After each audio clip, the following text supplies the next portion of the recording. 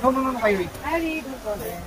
Mare, ting ni Ering bunso ko ay takam na agad maligo noong unang gabi palaang. Daw mong hindi napag-swimming ay wag mo't linggo-linggo ay halos kaming nag-outing ay 5 the go.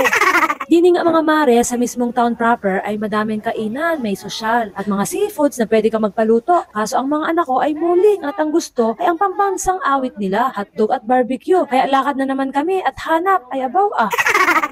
Maliban dun mga mare ay nagatingin-tingin din kami baka meron din ng Jollibee o McDo kasi pwede din sana na yun ang ulamin ng mga anak ko pero dini pala mga mare sa El Nido ay wala kasi sinusuportahan nila ang mga lokal na mga negosyante ay kagaling naman.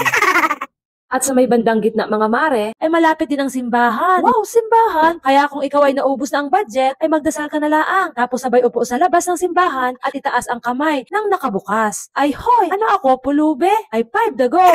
This is the church here in Palawan. As you can see. I want barbecue. Yes, we will buy later. I don't have barbecue.